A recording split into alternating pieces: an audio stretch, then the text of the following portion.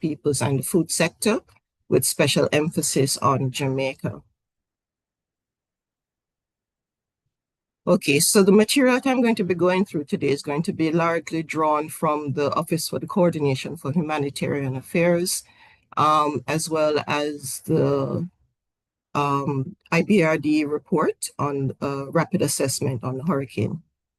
So the key points that I'd like to highlight today in relationship to the impact is that Hurricane Melissa affected more than 5 million people across Jamaica, Cuba, and Haiti, causing extensive damage to infrastructure and essential services.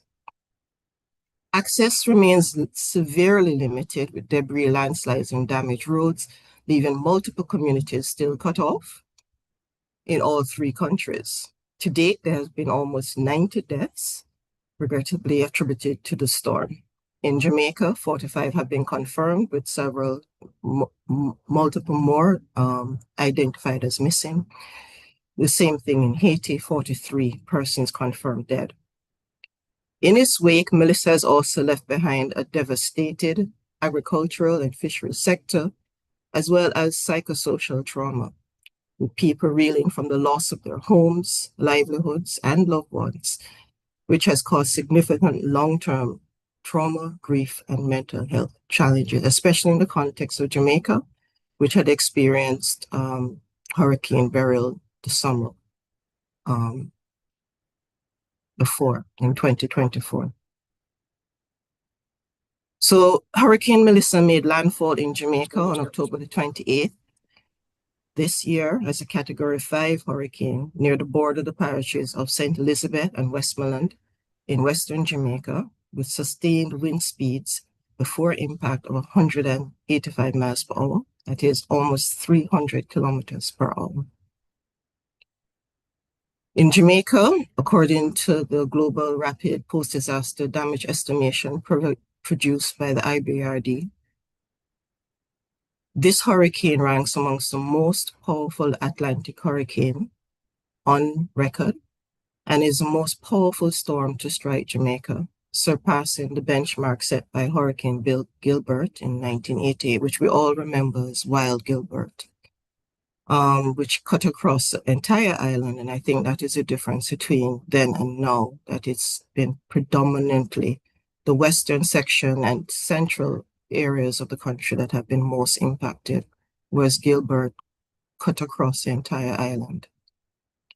Melissa has, however, produced catastrophic wind damage, storm surges up to 4 meters, and extensive flooding from rainfall totals exceeding 255 millimeters in many regions.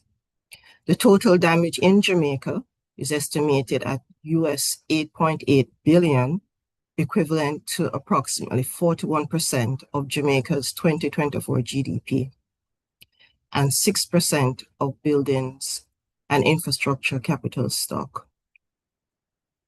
But this figure could climb as high as US 20 billion, according to the Moody's Event Response Services. So that would basically be 100% of our GDP. The western and central parishes of St. Elizabeth, St. James, Westmoreland, Trelawney, Manchester, St. Anne, and Hanover were the worst hit parishes of the country, accounting for a total of US 7.9 billion, or 90% of the country's total damage. So here I have a map of the impact of Hurricane Melissa on the country, and you see the darker areas are the areas which were most impacted. So the parish that was most impacted here is St. Elizabeth, with over 20% of the damage of the total estimate of the value of the damage that was done in the country. And St. Thomas has the least impact. So in St. Elizabeth, the estimated damage was US 2.3 billion, according to the IBRD report.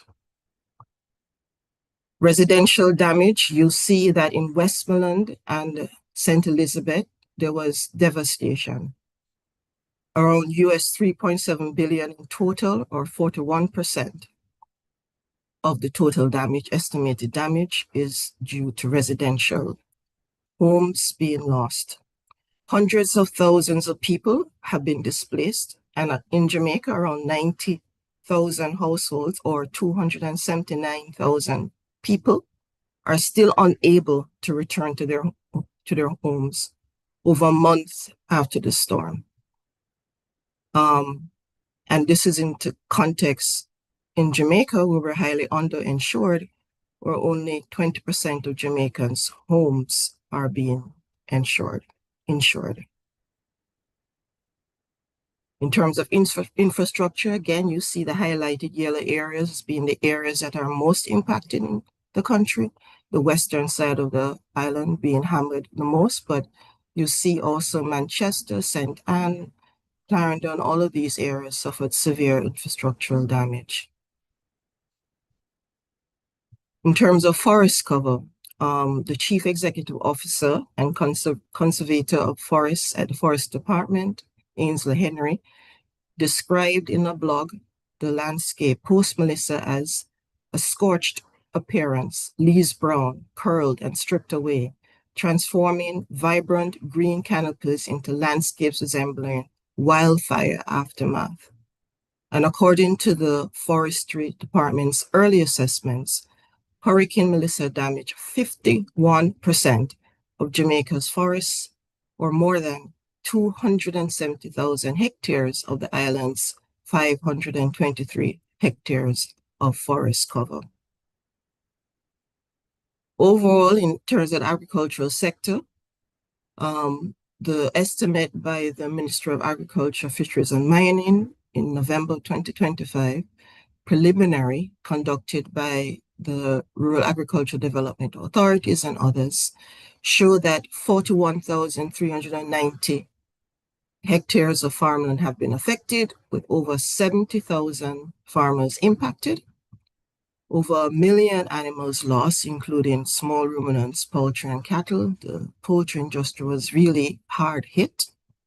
Total agricultural losses estimated in November of 2025 by the government was approximately 30 Jamaican billion. This estimate has been doubled to 60 Jamaican billion by the World Bank's report done in December 2025. In the fisheries sector, although many fishers tried to secure their vessels and really made every effort to secure their assets, we have severe damage to infrastructure in several of the parishes out of the 148 beaches that have been so far assessed. The major damage has been in White House, Bluefields, Galleon, Calabash Bay, which was near total destruction.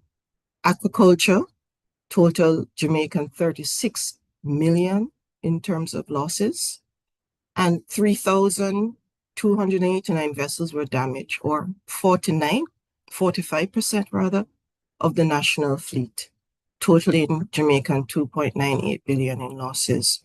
So the total fisheries impact is approximately 5.76 billion. And you remember, these are estimates that were set at roughly 30 billion Jamaican, and that has been increased according to, again, preliminary estimates by the World Bank to double that figure. So these numbers are provisional. So in terms of a visual, we see again St. Elizabeth and Westmoreland being the most impacted. The parishes, Westmoreland, St. Elizabeth, St. James, and Hanover were some of our most productive agricultural areas, and they absorbed the worst of the storm. But as you can see on the graph, the heavier colors of green, these are all spaces that were impacted by the storm. So in St. Thomas, which didn't have much infrastructural damage, it was still, as an agricultural parish, impacted by the storm. And largely right across the island, there have been negative shocks caused by Hurricane Melissa. So we anticipate that this is going to have dire implications for food security, price stability. Prices have been rapidly increasing in the country. as well as rural livelihoods being displaced. So I'm taking my last slide here with a headline from the Haitian Times done yesterday. In Jamaica, the headline, Jamaica and Cuba, in Haiti, Jamaica, and Cuba, thousands still face hunger, homelessness, and loss in Hurricane Melissa's deadly aftermath. So the questions I leave for panels and our roundtable discussion today, and for a general reflection, will hunger and existential crises become the recurrent decimal of Caribbean lived realities? What will it take to rebuild our food systems to secure our food futures and just food systems? Thank you. That is a sobering thought. Thank you, Dr. Pat, for setting the stage for what makes our discussion today so important. And to that end, I'd like to introduce our first speaker, Genesis Whitlock. Genesis Whitlock is an environmental researcher, agroecology practitioner, and community storyteller from Antigua and Barbuda.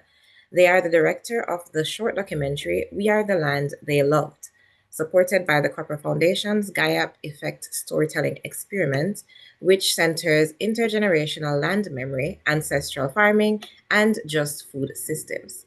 Genesis leads the Body Pond Agroecology Project, focused on soil health, regenerative farming, and community education. Their work centers Caribbean-led solutions for just food systems through community education, youth engagement, and storytelling. Welcome, Genesis. Hello, thank you all for having me. Just want to make sure that you can all see my screen. Oops. Okay.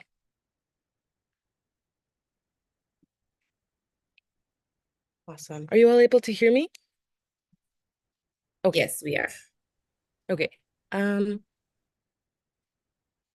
Okay, so as Davia would have just mentioned, my name is Genesis. I am an environmental researcher, storyteller, and an agroecology practitioner. I'm from Antigua and Barbuda, and my focus is primarily on the intersection of food justice, as well as our connection to the land and how that supports our adaptability to climate change. I am also a fifth-generation farmer, and the project that I'm focusing on is called Body Pond. It's a space that has a lot of deep significance to my family.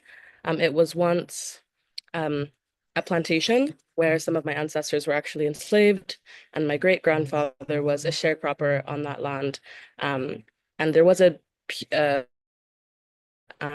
I've now returned to that piece of land because I do think that the provision grounds in not only Body Pond, but Antigua at large play a significant role in responding to some of the issues with our food system vulnerability and land grabbing. So that's primarily what my focus will be on. Oops. So a little bit about the food system in Antigua and Barbuda for context. We import roughly 90% of our food, as agriculture only contributes 2 to 3% of our GDP. And as the recent national budget has indicated, the Ministry of Agriculture, Fisheries, and Veterinary Services, that division only receives about 1.2% within the national spending. It's also important to note that within the most recent NDC climate plan in Antigua and Barbuda, there is not a clear reference to farmers, nor is there a reference as to how our food system can be more climate resilient. So in relation to potential climate shocks and other man-made disasters, our food system is highly vulnerable, largely due to how much food we import and the disinvestment or the lack thereof of investment in agriculture. I'm sure many of us are calling in from different parts of the Caribbean, but it is important to also note that the high food the high amount of food that we import also contributes to the high cost of living, where even a watermelon can cost up to 20 US, or a corn on the cob can cost roughly $5 US. So these issues, I believe, are partly because we have not reconciled with the role that colonial agriculture has played in our food system. As I've been learning within the Stronger Caribbean Together network, we are still reliant on a plantation-based economy. And rather than shifting from agriculture, we have now shifted towards tourism. And so the agriculture food system within Antigua, from my perspective, is being disinvested in order to continue to support agriculture. And as a result, there was actually a protest that took place in 2024 in response to the last remaining soil station of Antigua and Barbuda being destroyed. And for anyone anyone who has a basic understanding of agriculture, you would know that soil is the bedrock, it is the foundation of food system transformation. And so because the last remaining soil station where farmers throughout the island relied on to get accurate data regarding soil, that institution was then destroyed without any sort of community consultation. And as a response, farmers within the Body Pond watershed and the Christian Valley Farmers Association began to organize and try to spread awareness about the disinvestment in agriculture in relation to the lack of community consultation, the lack of agricultural policies, and the lack of infrastructure available for people to cultivate food system transformation.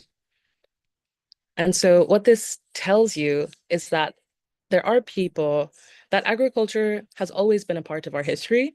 We've not stopped producing food. We haven't lost capacity to grow food. We actually just have a lack of investment. And there is actually space for there to be a movement based on food sovereignty in Antigua and Barbuda.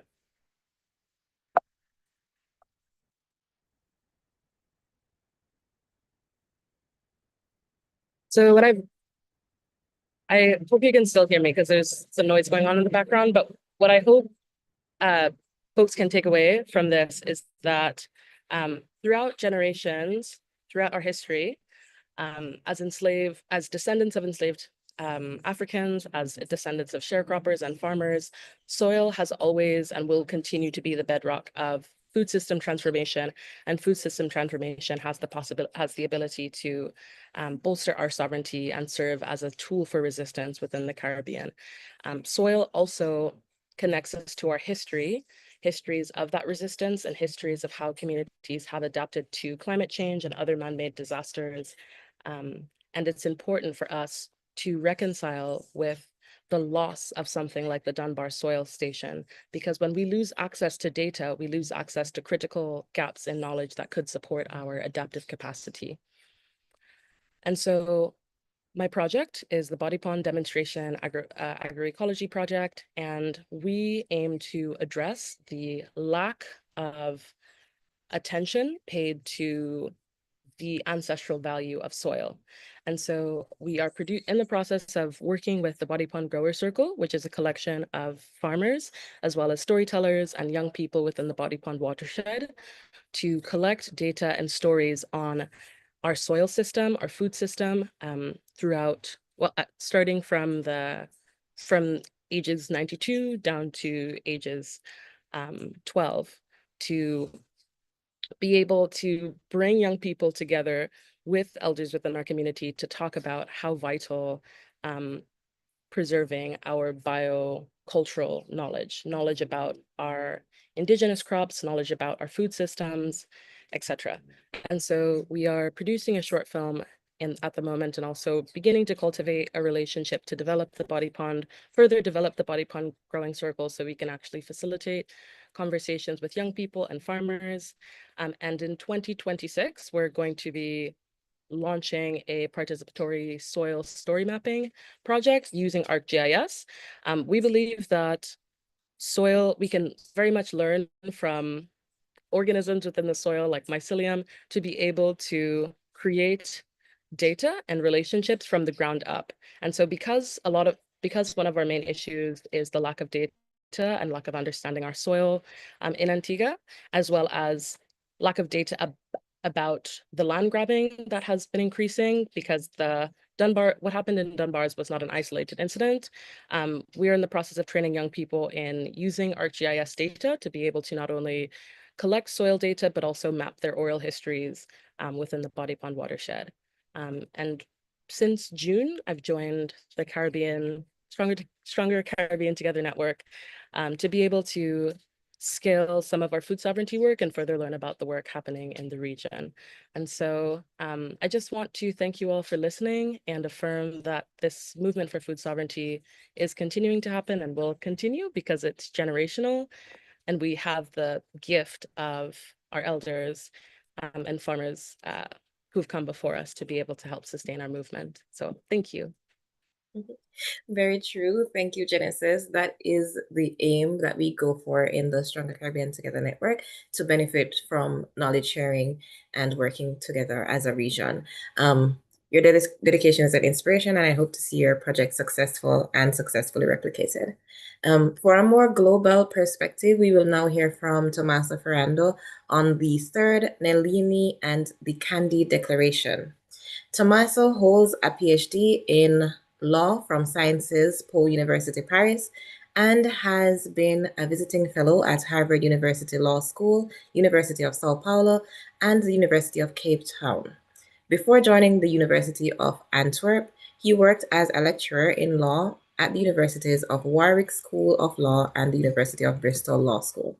Tommaso's main line of research focuses on the link between law and food, with particular attention to the international dimension and the implementation of local practices. In his latest academic work, he has focused on the EU regulation of food waste, on the role of competition law in obstructing coordinated attempts to improve the global food systems, and on the idea of the food systems as a commons, like air and water. He is the co-investigator in a UKRI AHRC funded project entitled Food Security at the Time of Climate Change, learning and sharing bottom-up experiences from the Caribbean region. Welcome, Tommaso.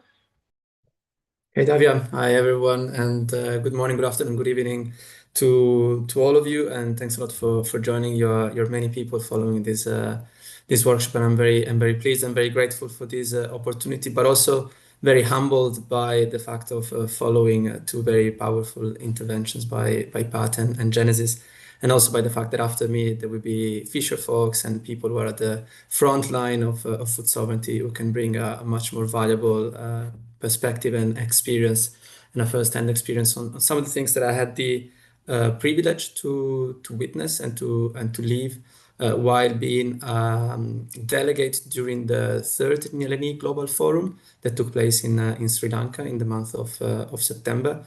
So as a small recap and introduction, in 2007 there was the first Nellini gathering that took place in Selinge in Mali, where peasants and fisher folks and food producers, agricultural workers from all over the world gathered and issued the first global statement on food sovereignty, recognizing the centrality of food sovereignty not only in the future but also in the present. So food sovereignty as reclaiming food producers, peasants, fisher folks centrality in the current food system, but also in building the future of the food system, and the way in which food sovereignty comes with the right to decide about what is produced, how it is produced. It comes with the attempt and with the commitment and the determination to adopt producing practices that are aligned with the ecological patterns, and therefore agroecology and small-scale production and rotation that are meaningful also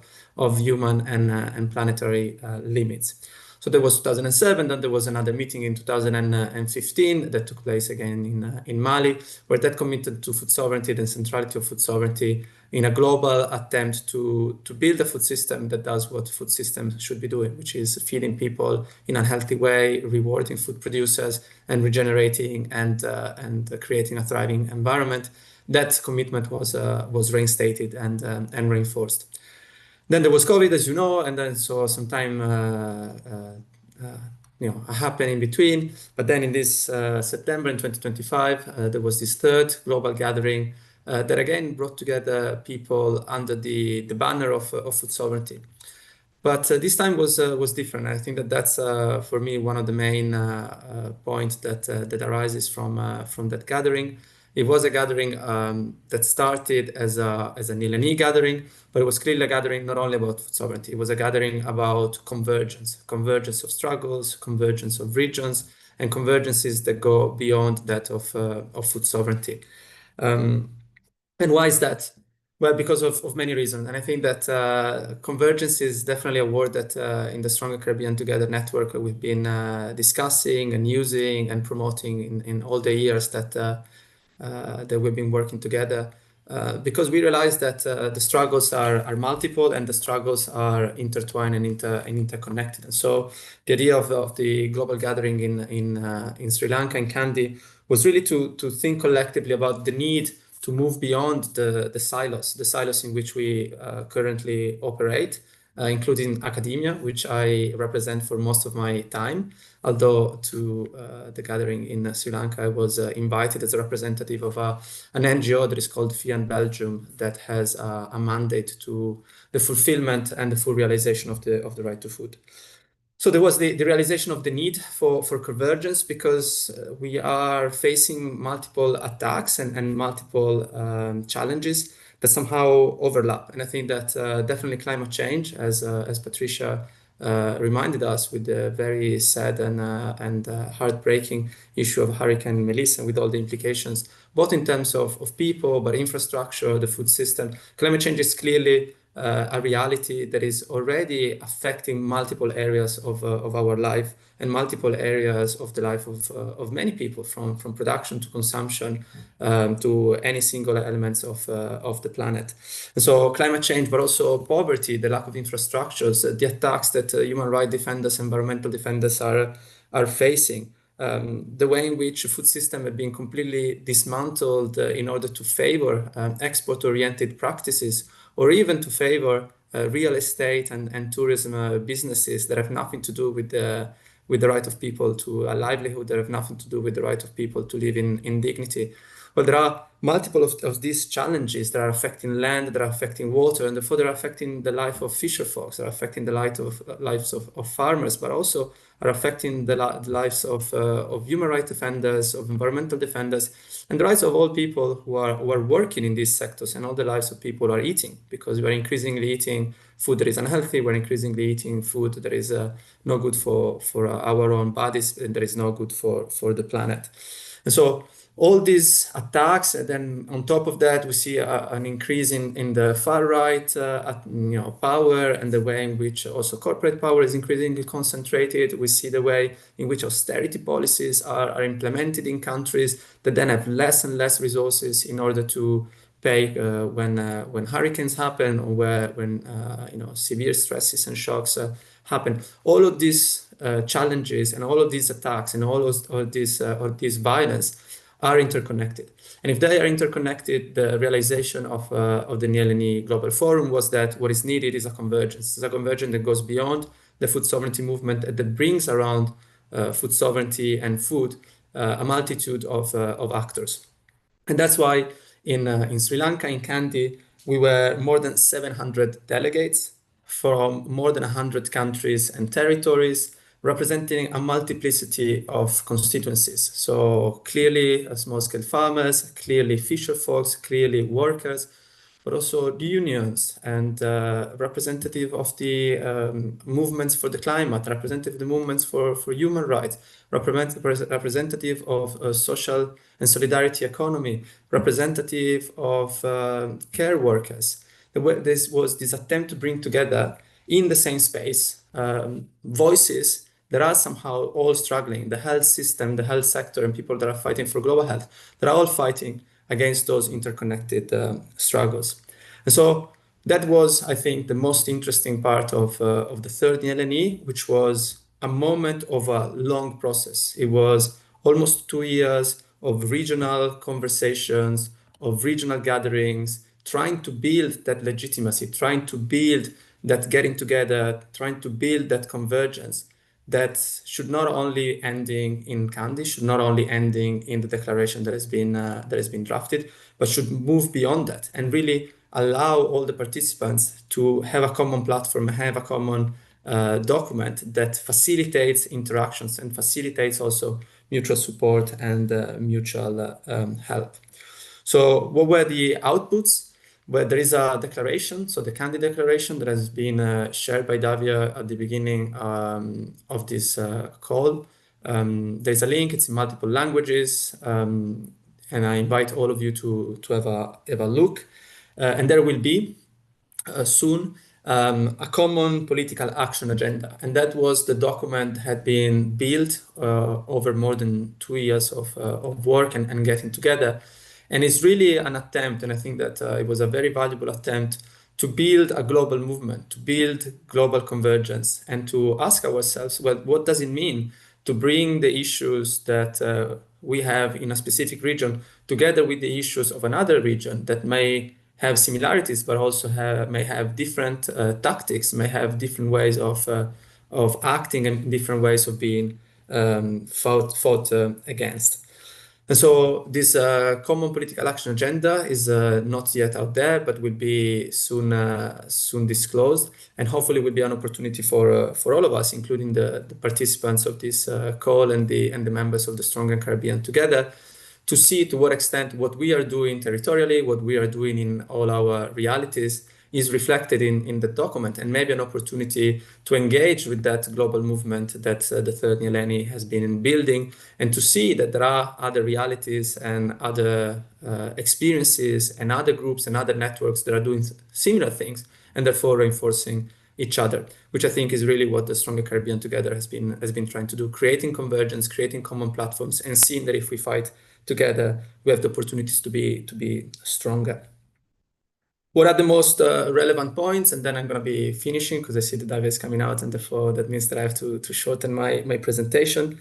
The first point is that of the need for a systemic transformation.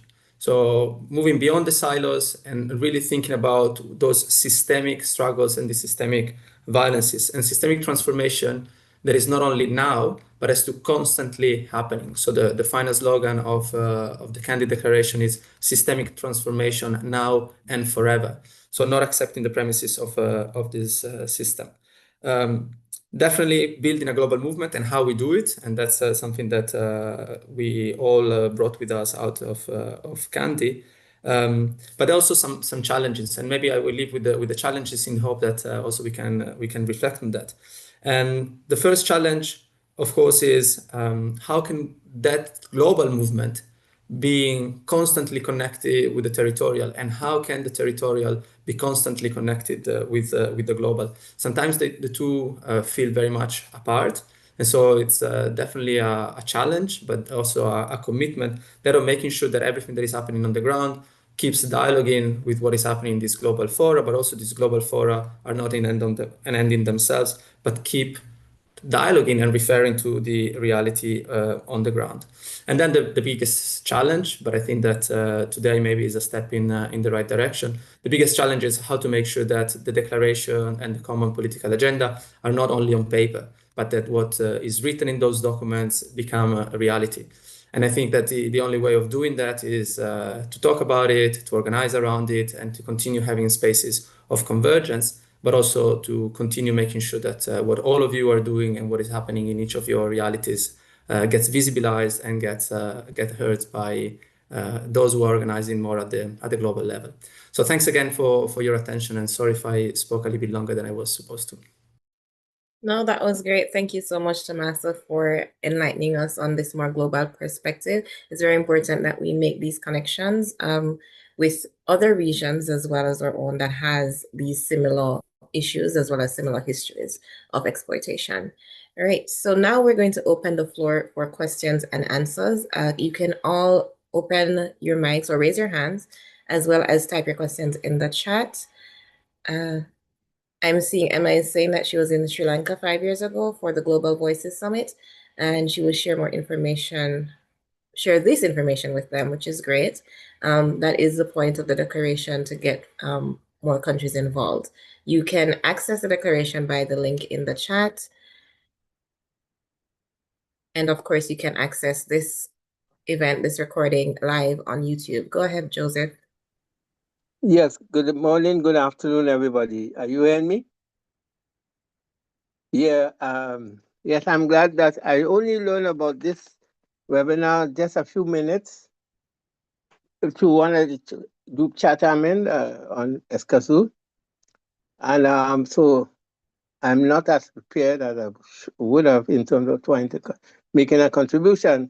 But what I would say, I am very inspired by the Lini process. In fact, my organization, Friends of the Earth Grenada, have chosen to make the whole issue of food sovereignty one of the key issues that we'll be dealing with. Notwithstanding that we are part of Friends of the Earth International, and in fact, I was fortunate to be given the task of symbolically handing over, one of the people handing over the final declaration of the People's Summit in Belém to the head of the COP and the Brazilian ministers present. So, and then also I was in one of the sessions at the People's Summit that dealt with the whole issue of Nalini and the food sovereignty, which was highly attended, it was people had to travel quite a bit on the compound to go to see it, even though it was raining.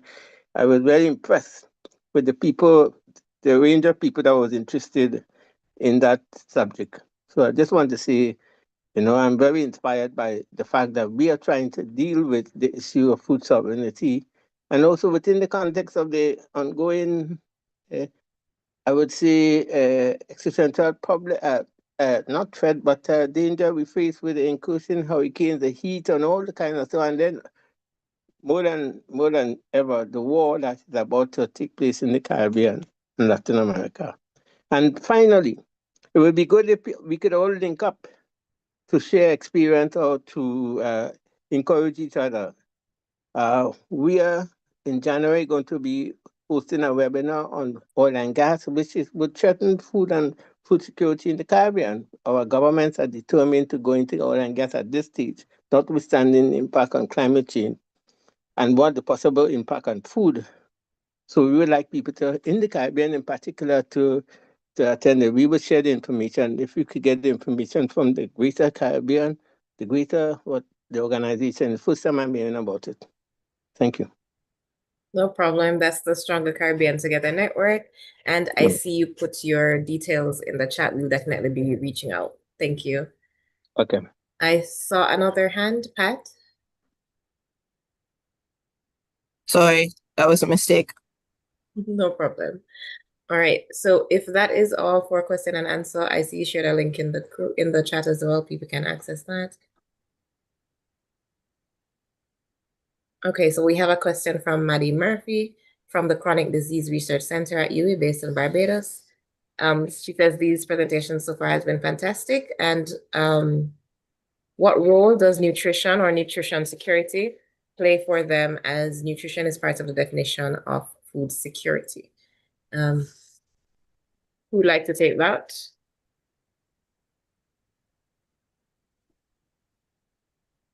I can briefly respond on that, but I'm sure that the other people have way more to say. So as I said, one of the convergences was with the global health movement. And there was a realization and understanding that the fight that the global health movement is doing for adequate and culturally appropriate and nutritious food for all is not separated from the fight for agriculture and for food sovereignty.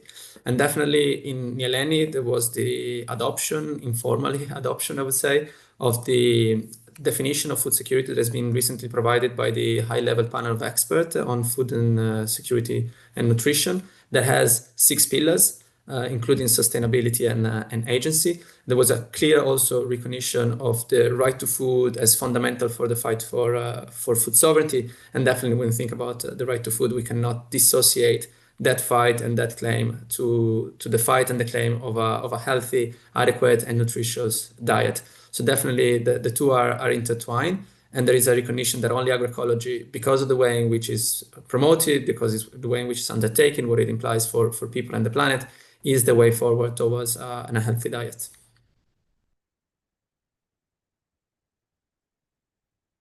Okay, great. Thanks, Tommaso. Anyone else before we go for a break? Go ahead, Pat. Yeah, I just wanted to complement that point that in the Caribbean, we suffer from one of the highest rates of non-communicable diseases. Around 70% of the population, the cause for death are NCDs, which are diet related. So we're talking about hypertension and heart disease, cancers. All of these have to do with our diet. So we are what we eat. And in this context of post-disaster, nutrition is going to be pretty much a vital component of being able to maintain and restore our health. So we have to make sure that the way in which we build back in our food systems actually protect nutritional security, and the ways in which we provide relief effort actually do that as well. And I want to just shout out to Source Farms, who have been in the country looking at some of these challenges and actually creating these kitchens, which are focused on providing healthy meals to the community and not just the tinned foods, the highly processed foods, which actually may actually be more damaging in the long run on people's health. So without nutritional security, you don't have food security. And it is also a part of our cultural heritage that we eat well. Food import dependency is really a movement away from the traditional knowledges that we had about what is good for our bodies and what is good for our households and our families. So cultural heritage as well as nutritional security need to be a part of the foods. Well, it is a part of the food sovereignty agenda. Thank you, Pat. I think that's a great note to go for our break. I see a few more comments that can be divulged in our next segment, which is our roundtable with farmers, local farmers, beekeepers, and fishers. So now we'll go for our 10-minute break. We'll see you back here at 11 or 10:55. Yes. Thank you everyone for joining.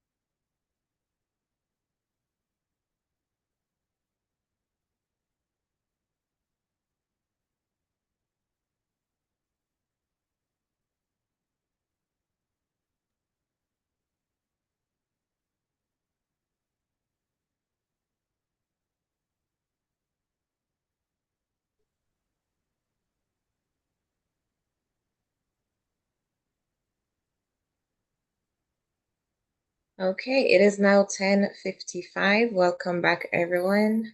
Just giving everyone some time to settle.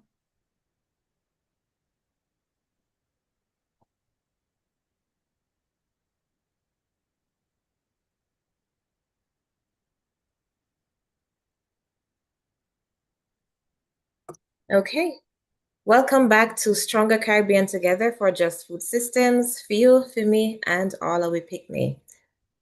It is now time to proceed to our roundtable discussion where we will hear from local farmers and fishers of the Caribbean. Please allow me to introduce our moderator, Catalina Toro Perez.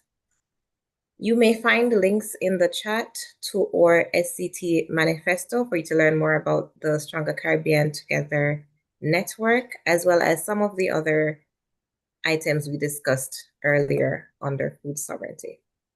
Okay, now, Catalina, Associate Professor in the Department of Political Sciences at the School of Law, Political and Social Sciences, National University of Colombia, Dr. Toro Perez holds a PhD in Political Science from the Institute of Political Studies, Paris, France. She has led the working group on political ecology in Latin America and the Caribbean, Latin America Social Sciences Council from 2013 to 2019. She has been a member of the Caribbean Studies Association since 2014, president in 2019, as well as the director of the Department of Political Sciences and the Curriculum Area of Political Sciences 2014 to 2016. Dr. Toro Perez was a director of the graduate program in Biosciences and Law and has directed the research group on law and political environment since 2008 at the National University of Colombia. She is a member of the SEAS group since 2008 and participates in the Stronger Caribbean Together and Global Partnership Network. Welcome, Catalina. Everybody, excuse me.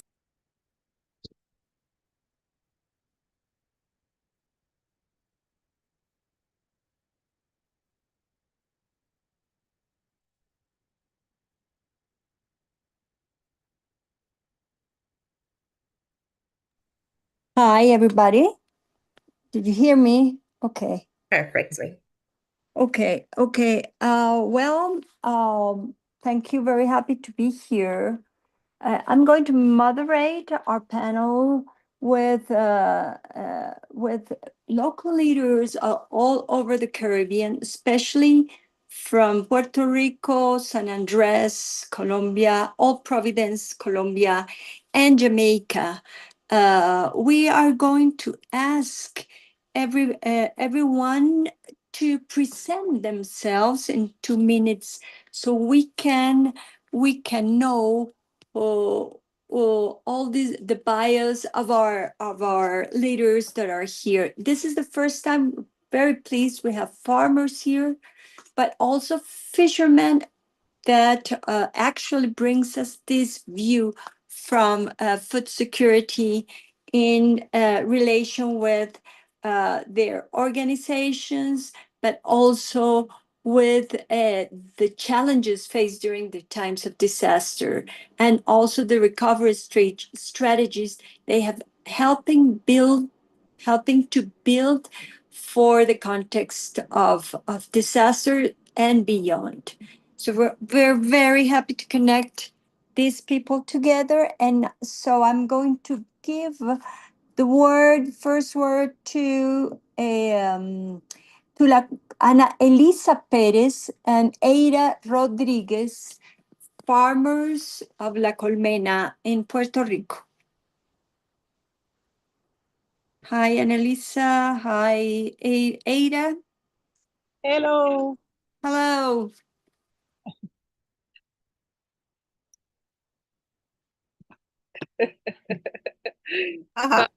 Hola, mis amigas. Hola, ¿cómo están? Bienvenidas. Gracias. Muy hermosa.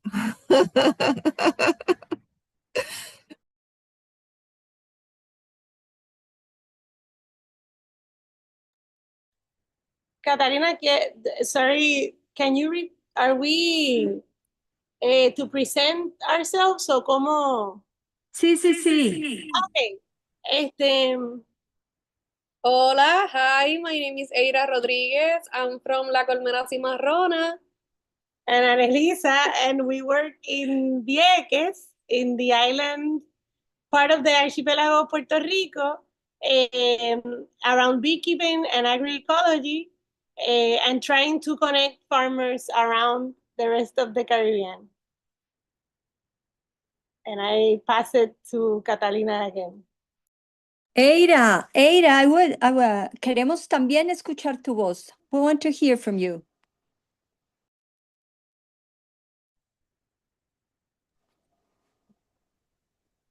Okay, something happened. Are you hearing me? Are you hearing me? Yes, we are hearing you strong. Okay. Ada, we didn't hear you again. Can you try to talk again? Sí. Ahora sí. Tenía que pegarme un poquito. Okay. So we are right now here in a farm in Vieques.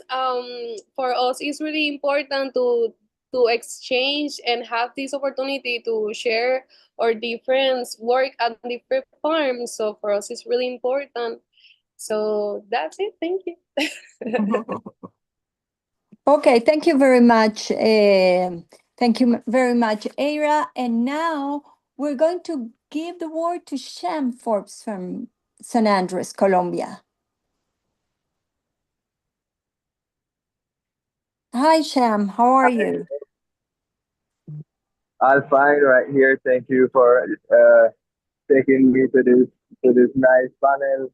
And yeah, we are here from San Andres, still keeping our resilience towards what is the climate change and our responsibility as social organizations. So here we are and ready to interact with all you guys. Thank you very much. Okay, Shem, thank you very much to have you.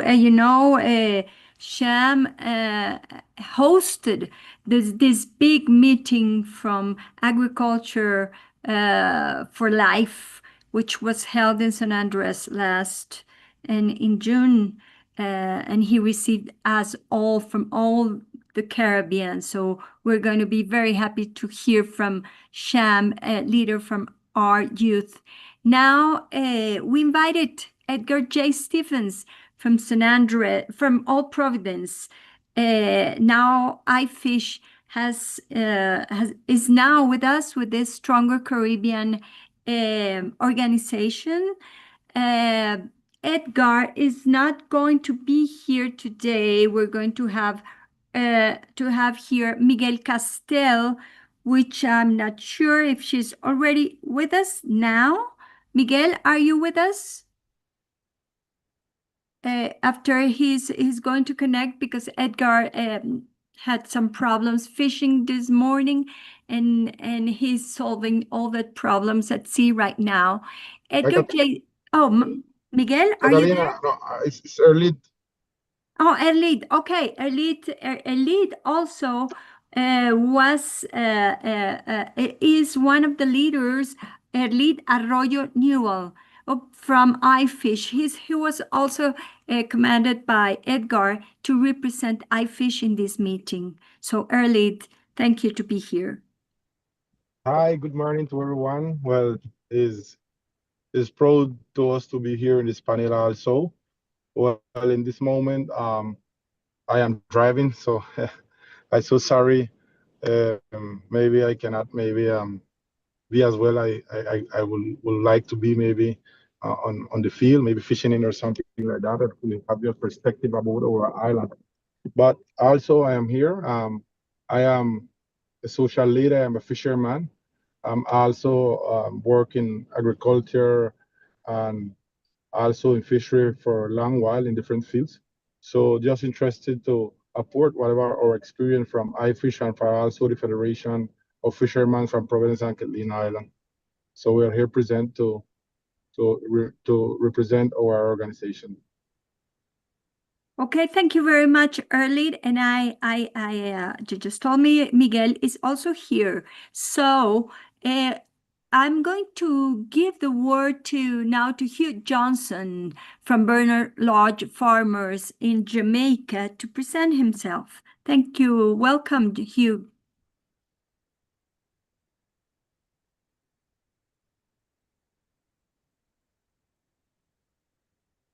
Do we have Hugh Johnson here? Hugh, are you with us? Hugh leads the Bernard Lodge Farmers Group and is a former board member of the Jamaica Agricultural Society, former president of the Small Business Association of Jamaica, and vice president of the World Cocoa Farmers Organization, and second vice prime minister of the state of the African diaspora. So this is Hugh. I don't see him. Maybe he's getting in as soon as possible. And so I think now we have almost everybody to start our 3 questions. How are we're going to organize this conversation? We have 3 questions for each one of you. The first one, what are the key strategies to security, food sovereignty in your community, country, and region? That's the first one. We are going to have 3 minutes each. And then we have some other 2 questions more, 3 minutes each. So I'm going to start with the first questions. We're going to post the questions in the chat. Please, Samia, can you help with us with that? The first question is, what are the key strategies to securing food sovereignty in your community, country, region? We're going to start with Annalisa, which is also, congratulations, new mother. She's the mother of us all, but she's also mother of a little baby. And Era Rodriguez. So, Annalisa, adelante. I actually have a child right now fighting for her food sovereignty. Nice. So it's a little bit more, but we're in an island that depends almost entirely on imports. Vieques is the colony of the colony, so we have to receive even more food from the main island and from source. Well, really not from the main island, from wherever it's sourced. And due to the laws of cabotaje, the Jones Act, and hearing the presentations earlier about Antigua, really is the same sort of system, no? We have very expensive food, and in Puerto Rico, around 85% of what is eaten is imported, plus we have to go through the ports of Florida to get our food. And so, every effort, as minimal as can be, is important to us. It doesn't matter if you have a little garden in your house, that's super important. Because we here in Ireland, it's normal go to the supermarket and see everything empty. So yeah, every effort is really important. And so just to finish, one of the things that maybe that actually sprouted after Hurricane Maria, and I think this is the next question, but we can start. Hurricane Maria made us even more aware of the crisis of the food in Puerto Rico, because again, we were waiting for boats to come in and bring food, and sometimes boats wanted to come in from other places like Venezuela and weren't led by our government because they have to carry the U.S. flag. So people started gathering even more and creating small supermarkets, cooperative food supplies. Started joining. In the case of us, we started the collective of farmers, of Vieques farmers, which we have a brigade today. So thinking about building these collective efforts locally, have been crucial to working around food sovereignty for our islands. And being able to share between at least our immediate setting, no? We have the case of folks in Lares who are doing the same with La Tiendita Solidaria, folks in Caguas who have the Super Solidario, which is a food, a supermarket with local farmers. So how do we localize more the production and then also the eating, no? Which Pat also mentioned, to how to make it more culturally aware of what we used to eat, no? So how do we package and salvage our avocados, our tostones, our mangoes, etc. So we would love to hear from the other farmers and fishers. Beautiful. Catalina, you're on mute. Hi. Yes. Oh, I'm very happy to see your baby. And also I wanted to say hello to Sham, because yes, I think we all experienced the passage of the Catalina, hurricane. Catalina, Yes. center your camera. Okay, you're good now. Yeah. Okay. So we were before the hurricane, we were fighting in the midst of the COVID-19. But I know these strategies have been built for a long time. So we want to know also, Sham and San Andres, what are the key strategies to secure this food sovereignty in the archipelago of San Andres? And in your community. Sham is he's the president of our youth right now. Thank you very much, Catalina. Well, what we are studying and what we are seeing now in our island since COVID, since the two hurricanes, since all this systematical importation of food, um, we are just managing to work around what is the building of the soil. So because of rain and drought and all these affection of the climate change, now we are already working on our own production of organic material to build up the soil. So we have like fertilizers.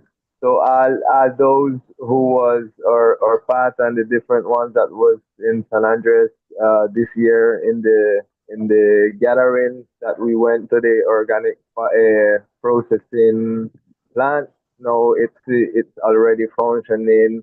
We already have made like 5 tons of organic material to build up the soil. So we are seeing the strategies like from the main root of the problems, that is the like the fertility and how we can rebuild our style in a better form, that our products are more constant, that our products have better qualities and totally organic. And because of that, now we see since all these like how we say situation, we as Rizal people, also with the help of the government, now we have every Friday we have a farmers market where all the farmers can go freely and sell their products. So we're seeing that this is one of the key points, that is the commercial situation of the organic and what we produce here in the island. So strategies like this are main keys that are building up more and more, since the farmers are understanding that the constancy of the production and the organic production will guarantee the sales of their product. So we are working on that to build up the style. We're also we are also processing our own resources, as the breadfruit, as the batata, as the mango. We are making pulp. So all these strategies to maintain and to preserve what is ours and our own products gonna be the main strategies to maintain because all it is about is that locally we are not producing sufficient, so we have to somehow gather as cooperative association organization to build up this vision around food sovereignty, and that is what's happening right now. Thank you very much.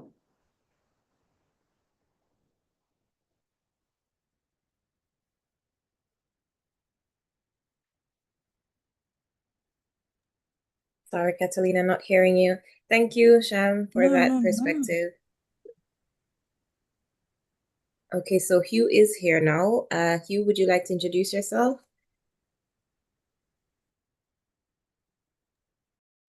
Hi, are you hearing me? Yes, we're hearing you. Go ahead. Okay. Yes, let's see. Oh, no, it's now Miguel Castel before Hugh, but I'm happy to have Hugh here. So, Hugh, do you want to present yourself? Thank you. May I say my apologies for lateness. I was in a meeting and just couldn't get out of it, a banking meeting, because as part of the forward thrust and liberating ourselves and to be able to stand up for ourselves, we need to have our own banking systems. And that is what we are establishing. Why? I was in that meeting and I just couldn't get out of it. But on my apologies for lateness again. Hugh Johnson here, the president of the Bernard Lodge Farmers Group. And the Bernard Lodge Farmers Group has been on a government property for farming, over 250 farmers on this property, over 4,000 acres for over 20 years. The government was displacing us to put up housing, and we stood up against them. And notwithstanding, they still get the property, the best arable, best irrigated, and most fertile land in the country. About 3,000 or 4,000 acres of it were converted into housing. There has been some level of relocation to other marginal lands that weren't as fertile and accessible to irrigation as this. And it's a struggle, it's a march. As our struggle is common in this group as it relates to capitalization or utilizing development as an excuse for land grab and to displace indigenous people.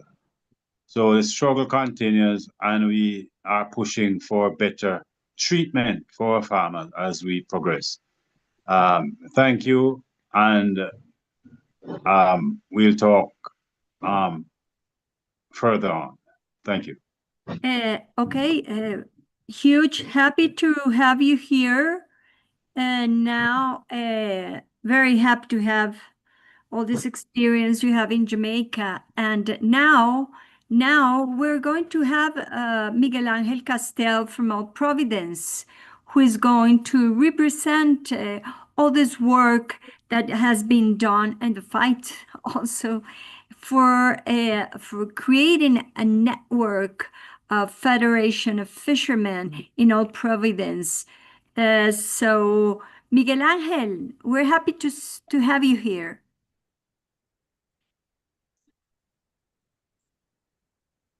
Don't forget to put your cameras on, everyone. Okay. Miguel Angel, are you there?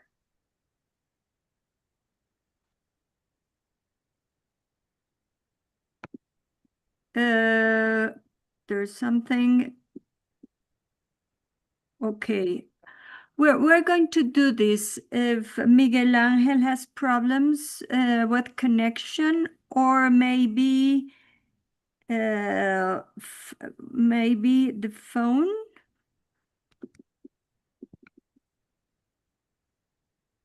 I can pass for the next question and then have. Hi, Catalina. Hi, Arlit. I am here. I can also Okay, talk about. okay. Yes, yes. I don't see Miguel Angel, so Arlit, welcome. Yeah, well, welcome to also to everyone. Yeah, well, I would like to talk a little about what are we doing in Providence. You know, everybody know, like, just like in Jamaica, we have been hit by an hurricane, also two hurricanes in 2020, like 5 years ago, and was a big challenge for recovering not just the island, also the food sovereignty from fishery agriculture, because everything was just get destructions, like all the plants, all, and also all the forests, also all the boats from the local fishermen, from the artisanal fishermen. So it was a big hard moment, a big challenge to start back over everything. So today, like, we get together, like being associated back again, like we create a new organization. Well, a little before hurricane, like in 2018, iFish was one of these new organizations. Today, it's like the biggest one in our island. We have more or less representing the 85% of all the fishermen from Providence Island. And also, we unite with other organization, association, and cooperative. They call it like Press Prois Plus as a Press Boat. And in once was another organization we call Fish and Farms. So together, we was representing in that moment 95%. Today is just like the 85%. But we are doing a lot of good things, like replacing the generational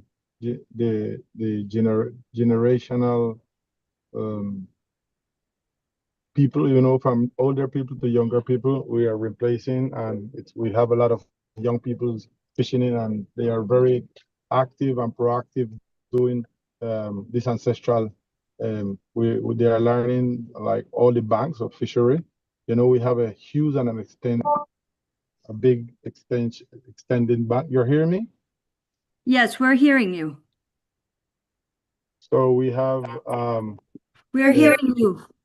okay, we're taking all these young fishermen to know all the banks, to handle the different type of arts of fishing in, and also to be part of that strength to guarantee the protein of fish in all the homes of San Andres, Providence, and Catalina. So today we represent the majority of the fishing of deep water fishing in, and also divers, local divers, and artisanal fishermen. But also we are doing another fight. We are doing a strong fight, you know, against illegal fishing in and against foreigner fishers, because we have people from our own country, like they don't made fishery like a sustainable way, so they do a lot of maybe model that are not friendly to our environmental. So today we are fighting against that to try to keep up this way of fishing and industrial fishing out of our waters. We have some keys, more or less 180 miles, like from land, where we go to the different banks of fishery. So that is one of the fight we are doing. We are doing also a legal fight. We have a lot of demands in front of the Colombian justice to try protect our model of fishing in. Also, we connected with different organization that helping us to try to protect our sea and our land also, and our activity like ancestral activity, because this is part of our culture.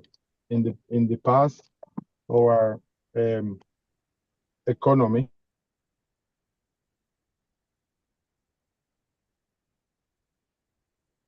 Your audio just went. Yes, Early, something happened with your audio. Are you there? He's not here. Okay, maybe he lost his connection, but we can, in the next question, we can have him again, speaking about this extraordinary experience, organizing the community facing the disaster,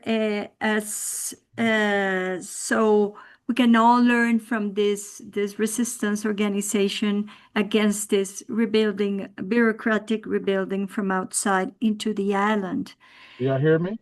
Yeah, Early, I'm just again hearing you. Your participation was cut off for some minutes, so Oh, we so sorry. lose the last part of your conversation. Oh, okay. So I was saying we're doing a lot of fight, not just teaching our younger people to fishing in and to maybe replace our older people. Also, we are doing some legal fight in front of the Justice of Colombia, and also we are trying to go to other international courts to protect our areas, because it's important to say we is one of the 700 and odd of reserve, biosphere reserve, and in the Caribbean it's 21, and in Colombia it's 5, and of them 5 is 1, and if we is one, we is the third barrier of coral in the world, in the reef in the world. So it's an important ecosystem to be protected, not just for our people in the Caribbean, but also for the world. So we take this in serious, and we are connected with the different goals we have, like in the agenda of 2030, in the number 14 objective, where we talk about protecting the ocean. And one of these objectives is called to migrate the model of fishing into a model of more friendly to our environment. So we artisanal fishermen proposing like to doing this very responsible, and that is what we're trying to do. So we win a lot of fight. Today we win from the Justice of Colombia. They take out a sentence that say only our ethnical group can fish in our lands. So we're doing a lot of things important, So I would like to share a lot more during this event.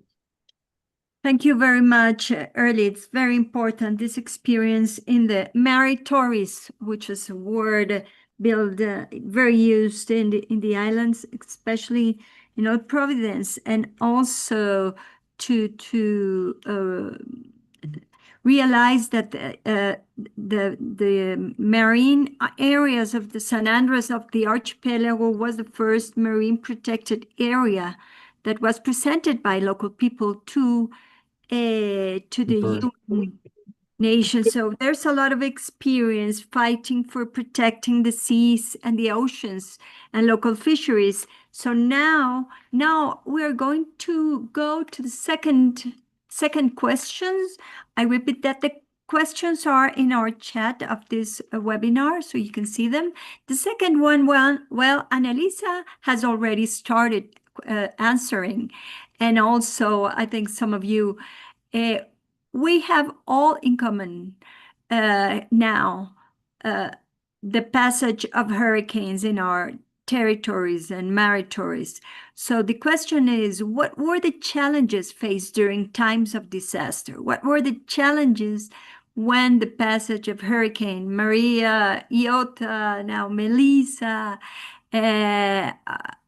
are you facing in these times, these difficult times? So I'm going to give the word again to Annalisa and Ada Rodriguez, so you can tell us, how do you deal with this disaster at the moment of the passage of the hurricane? So, for us, after Hurricane Maria, we noticed that the local people is moving to the States, to other countries, and then after the disaster, the people who is moving in the island is like gringos. It's not like local people. So we are noticing after the Hurricane Maria, there's a lot. The challenges right now is there is not too much local people in the island. That's one of the most of the challenges that I can notice after Hurricane Maria.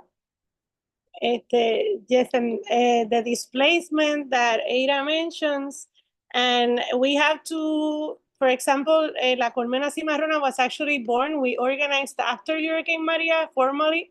We had already been working between farmers in what we were calling La Colmena, but we hadn't really formally organized anything until the hurricane hit, because there was a necessity to really take even more action, no? Around the issues that Ada just mentioned, like displacement. But I think that and we also have talked about this with many other farmers, no? But the issue of food sovereignty is a colonial issue. So we can keep building things like La Colmena, working between different farmers, but I believe that there's a lot, or one of my worries is that there are a lot of new things and forms of organizing coming up, but definitely there is a lot of abandonment, no, from government, and a lot of policies that are being born that support this displacement. Like, for example, in Puerto Rico, there was a law that was created to support people from the US to come here and not have to pay taxes after Hurricane Maria. So I think that there is a lot of work still to be done. But that is also important to continue these interactions, because we always learn something. When after Hurricane Maria was the moment that I actually met Yvette and Dale from Seja Farm in the Virgin Islands. And I think that those exchanges between other islanders have been fundamental in working towards a better food system. We learn a lot every day, from other farmers, from practices like after Hurricane Maria, we actually planted seeds when the hurricane was being announced. So we had a lot of crops during the time of the hurricane. So those are some strategies that are very, very, very local to the farm. But then thinking also about other strategies like brigades that we built together between farmers from the Virgin Islands and from here to support each other, instead of brigades from people that maybe, hadn't gone through the systems, no? So there's multiple layers, I believe, of how to continue being resistant against these kinds of disasters, but also how the disasters have moved things that maybe wouldn't have been moved if we hadn't gone through this crisis. So with that, no sé si hay algo más. We leave it to the other folks. This is a very also was painful moment, but a very creative moment.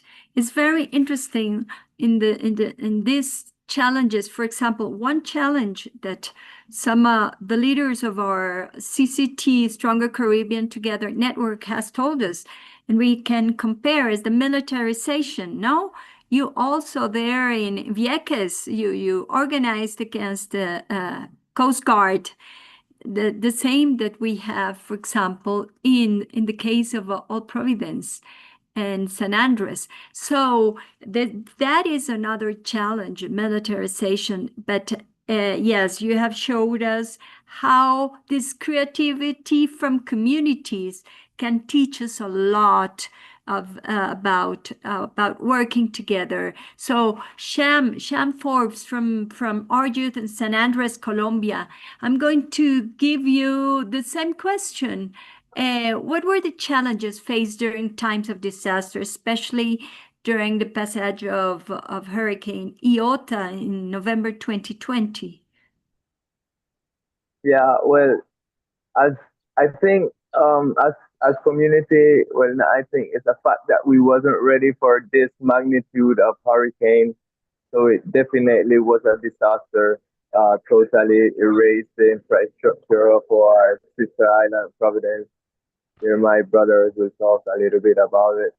But the challenge that we face here in, maybe to be a little bit more specific, in San Andres, is that uh, our local community have learned to be prepared in terms of like how Annalisa was saying, to have crops in time of maybe when it's starting the warning and saying about maybe in June everyone starts to get ready with their crops.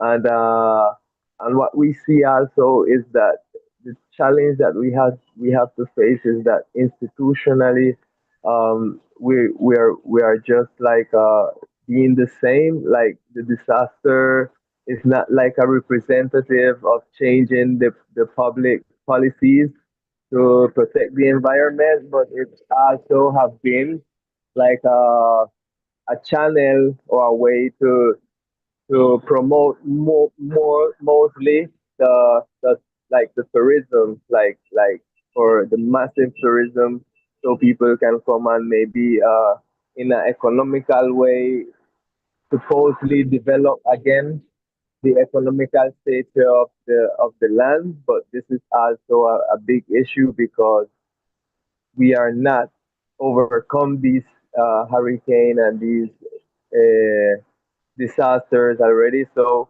it's just like be hosting disaster behind disaster, because this massive tourism now is just getting to a high level of a lot of garbages in the beaches. Like every night people have just been party, and all the beaches are very dirty. So all these public policies, they are not focused on the environmental status of our territories. So this is the biggest challenge, because they are using these disasters as channel to economical and more massive way to exploit the island. But as community, as farmers, as how I say, we have been more resilient. Now the farming is much more actively. It's have been a generational also activity. So things like we locally as ethnic community, we have been understanding in case of nature what is happening, but as institution and as government, we have taken the things to levels of only economical benefit. Thank you very much, Catalina. Okay, Sham, thank you very much. So Erlit, well, I want you to tell us what were the challenges in Old Providence after the passage of Hurricane Iota, as Dr. Pat has told us today.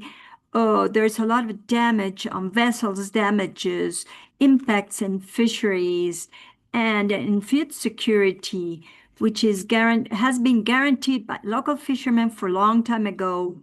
And it was the case in Old Providence too, but also the way local fishermen organized against the rebuilding process and priorities of a Colombian government was also an issue and a challenge. So, Early, tell us more about these challenges you faced, fisherman organization faced during this time. Yeah, Catalina. Yeah, when this moment come in Providence, well, it's important to say like Providence population of fishermen, it's almost 500 fishermen, local fishermen. Some of them in different organization, and also we have a small amount of fishermen who are independent, where they don't associate it, but it's just like maybe the 3% of the total population. So of these 500 people, we have more or less like each one compose a family, 3 or 4 people. So we're talking about the majority of the population connected to the fishermen. So fishermen's one of the moment how them be in front of when the hurricane Yota was passed is like to come together. So that was one of the I think was one of the actions that make things be more better and more resilient to the other people. So we come together and we start fight. We one and also one of the moment and is very important for future confronting future hurricanes is to have somewhere safe in your house. The majority of the people in Providence get saved just through the bathrooms because that was a safe construction in in in the house. So that was one of the experience we live.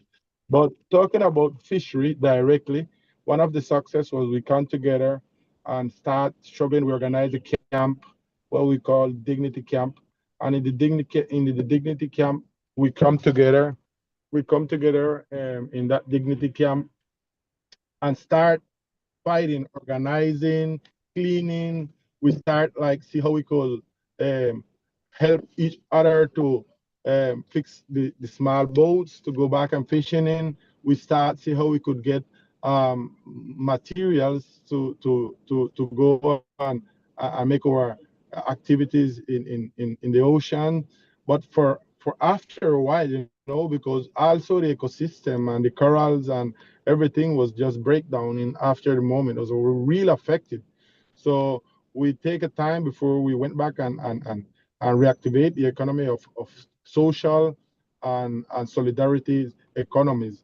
But we come together. That was one of the real secret. We fight with the government. Also, we have we activate all the alliance with our diaspora racial community in the world. So we get them to maybe touch doors like with the governance of different states, and we get them to help us like sending materials for reactivate also agriculture and also fishery. So that was one of the success, and I think is the way the secret is come together. If you don't come together, definitely it will be a little more harder. And also thinking who in the world from your community it can maybe touch other doors to come together and make a strength. And that was what we do like fishermen. And after we start into fishing in, we give food to everybody in the island. We're still doing it as part of our actions, like the federation and like iFish. We give fish to the older people. We give fish to women that maybe live alone with their kids. We give fish to the authorities like the militaries that doing important action in our. We give fish to the church, and we give fish to different organizations. Not just fish, we give lobster. We give them the best. We don't like give them the livings. We give them the best fish so they can have. We're doing that like for a while. Also, we have help from other organizations that financial us to help um, maintain the resilience of our people and to maintain our people strong and to come together. So that I think that is what we have to do to come together. And also one of the biggest challenge is our ubication because we are far from everything. We're in the middle of the oceans and being far from our country. It's like 700 800 kilometers, the nearest parts of our country to try to have a reaction in that easy. We just have one airplane that connects us to our mainland, that is San Andres, and also we have small vessels that bring in the food to our island. So these are challenges we have to see, and that's what we are trying to do, and the fight and the struggle we are doing for our organization to try to better these things and in facing future hurricanes or any natural disaster. Okay, thank you very much, Erlid. And now Hugh Johnson from from Jamaica. What do you consider are the challenges you're facing right now? Times of disaster is right now in Jamaica. So let us tell us what are the challenges today? Thank you, Catalina. It is really bad here. The storm that has just passed, the hurricane that has just passed, Melissa, it's the most devastated hurricane anyone has seen in this neck of the woods for a very long time. And the irony of it is that it hits the breadbasket areas, the areas of the food production. And a case in point to let you understand the magnitude of what is happening here. A pound of pepper before Melissa was selling at about 2 US cents per pound, $2 per pound. And it has gone now to about 35 US per pound. It is catastrophic. Not only are the farmers devastated, but the regular residents. The government is working. A lot of donations are coming in, not properly structured for efficient delivery, in my estimation. But nonetheless, some things are happening.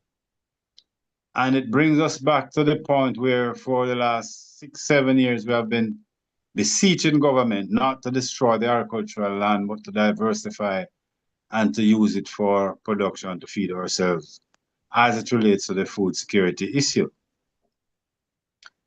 And as part of my mandate and intent is to really strengthen this group in a way where we can even establish our own disaster management services and our legal services, that we may be able to stand up to these tyrants.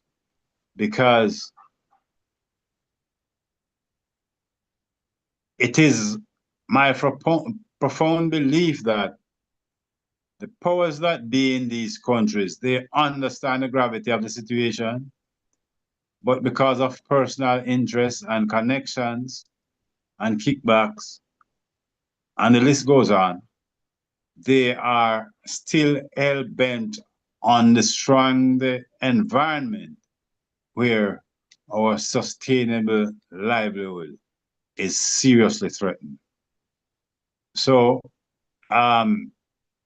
in a nutshell, as it relates to requirement or needs list here in Jamaica at this time, it is very long because we need building material, we need immediate sustenance of food and shelter, and also building of an economy, because in those areas that have been badly affected by the storm, not only are the farmers and the people devastated, but the whole economic life of those communities have been shattered.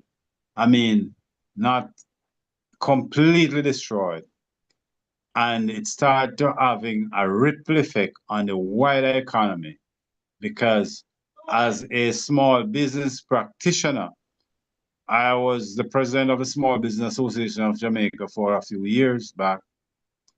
And they are crying out now that because of the devastation of certain areas, their own livelihood is being threatened, where their activities have reduced significantly by over 50% because of the ripple effect of the devastation in other areas. So it is bad.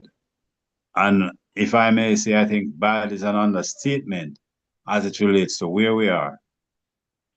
And you might say a disaster as Melissa, it's not really the doing of the government per se, but with accurate planning and sustainable developmental practices, we'll be able to reduce significantly the impact on our population. Thank you. Okay, thank you, Hugh. It's very important to learn from what is happening right now in Jamaica in order to to compare and to build together strategies more effective for facing this context of disaster. So the third question goes into that direction. Specifically, we're going to have 2 minutes for each one.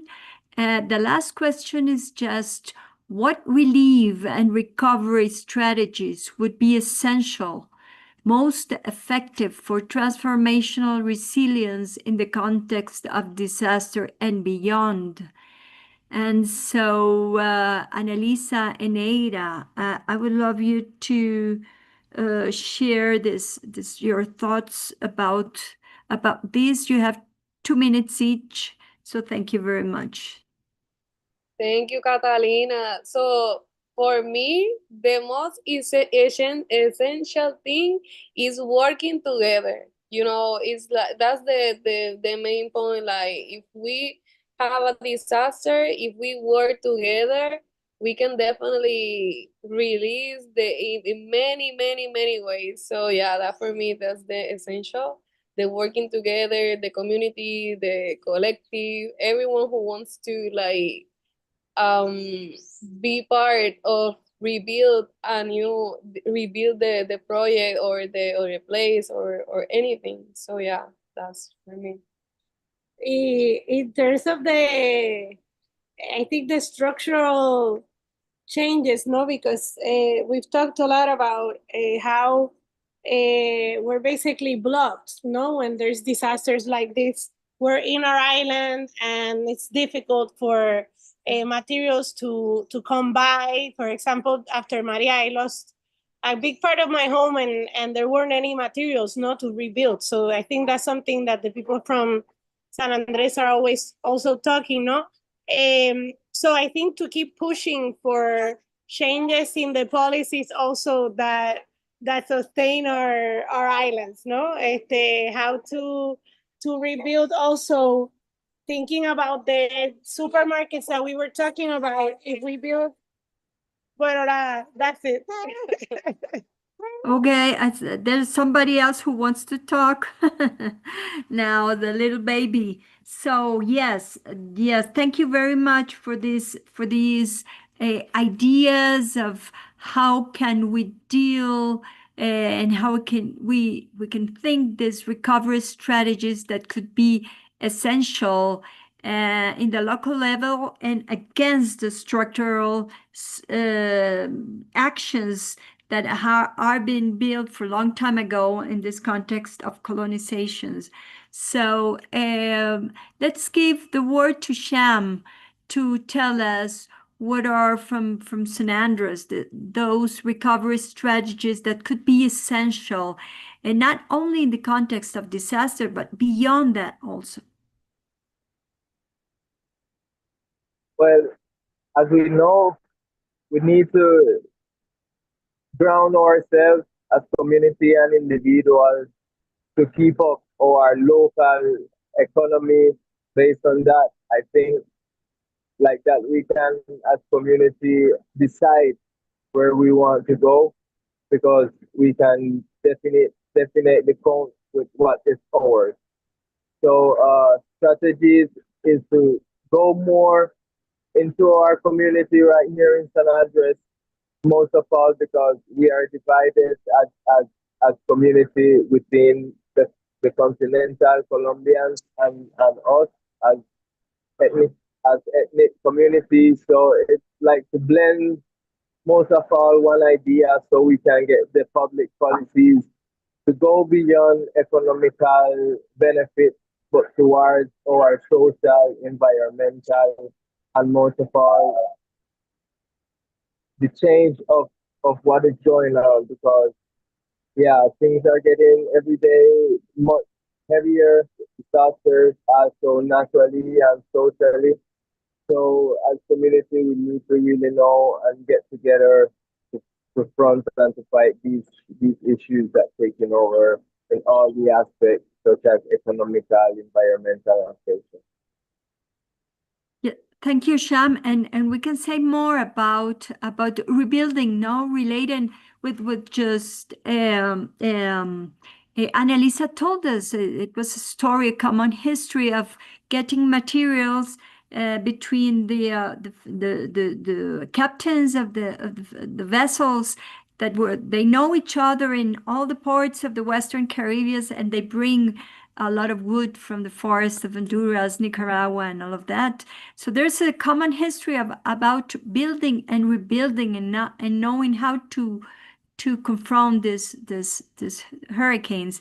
But well, I want Early now to tell us, what do you think are the recovery strategies, the essential recovery strategies that are most effective, and how can we continue building and these strategies thinking in the future? Early. Yeah, you can hear me? Yes, Sorry, we're hearing you. that's so good. Okay, I think like one of the important thing, like our companions just said, was that we definitely have to come together. Locally, we have to have like the governance system active. We have to know, we have to have a local network to decide what when to happen in this moment of disasters. And we have to have a lot of volunteers to go out there and try help local volunteers. Also, a lot of people might come from all over the world, you know, all these organizations from that helps in these moments. But we locally have to organize. That's one of the points.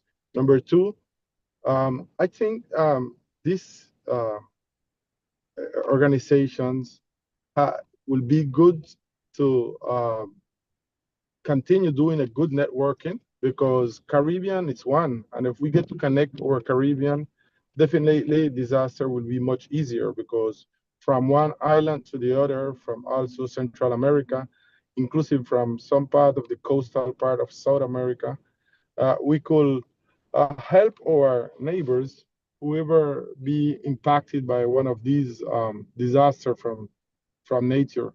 But also, it's very important to we start thinking on a transition of the world. You know, energy is very important after the passing of a hurricane or any one of these disasters from nature, because if we can reestablish the cleaning and our energy in a quick moment, this will be a big help also for fishermen, for agricultures, and for all the economies in our territory, on our sea territory. No, I don't say territory because Mari is Spanish. For our sea territory, we can reestablish if we have energy reestablished. So if we start thinking on replacing fossil energies with energies like from the sun, and to replace them in batteries before a hurricane, we can maybe uh, have a safe place to have panels and things to try to reestablish in a quick moment. So we have a lot of things, a lot of actions, but one of the important thing is the government and also community and international actors come together and have a huge plan. With this plan, for sure, we will overcome faster a hurricane or any one of these disasters from nature. Okay, thank you very much. Thank you very much, Erlit. Okay, Huge, we're closing our, so please, Huge, in 2 minutes, what do you think in Jamaica right now? What's the most effective recovery strategy? And what do you think about preparing for the future?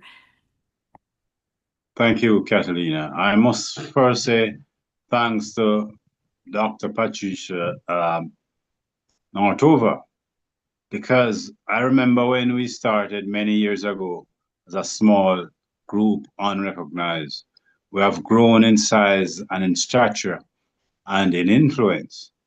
And I think we are just at the tip of the iceberg as it relates to what we can do. And I would love to have further dialogue with her, because as it relates to the strategy moving forward, we need to create our own seed banks. We need to fortify our farmers to produce even out of rainy season. So establish proper irrigation facilities to ensure food security.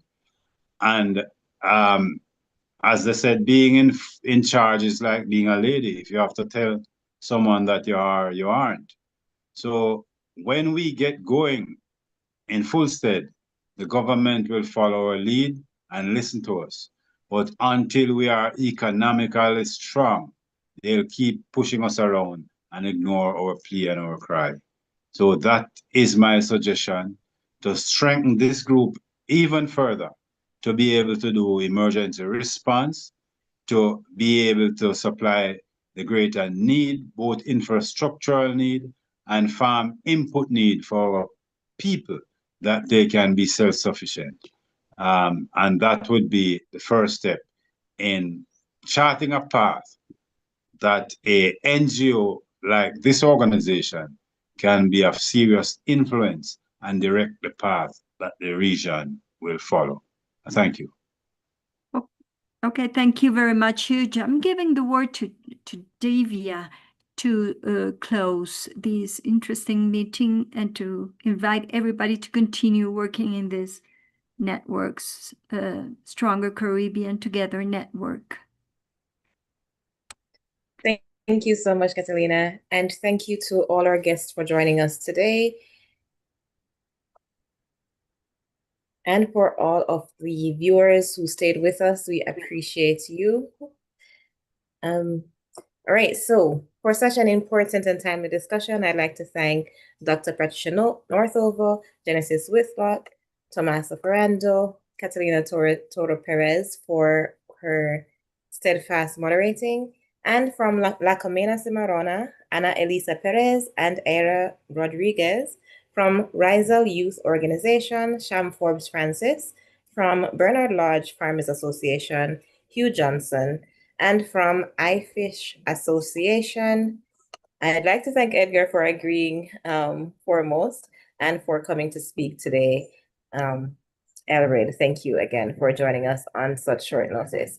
We appreciate everyone who stayed with us, and we hope that you can share as much as you learned today, share the links, share the live stream. It is on our YouTube and it will be on our social media pages. We also shared some links to information earlier as well.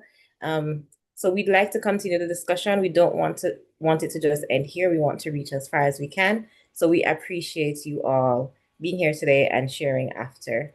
Thank you, everyone. Have a great day, and we hope to see better results for our future on food sovereignty.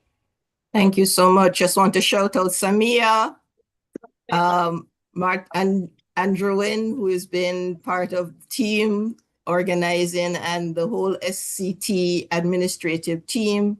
Big up. Thank you, Mark Gold, for giving us the energy to keep going. Davia, for being at the helm and just being so efficient despite your own workload.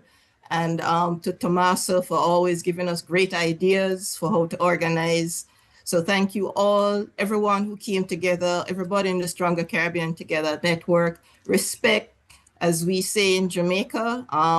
Just want you guys to know that we rely on your support, and to Jamaica, to Haiti, and to Cuba, we want to say solidarity. Our hearts and prayers are with you all. And in my own country, in Jamaica, we are trying our best to keep in connection with you to make a difference in your lives as you move forward.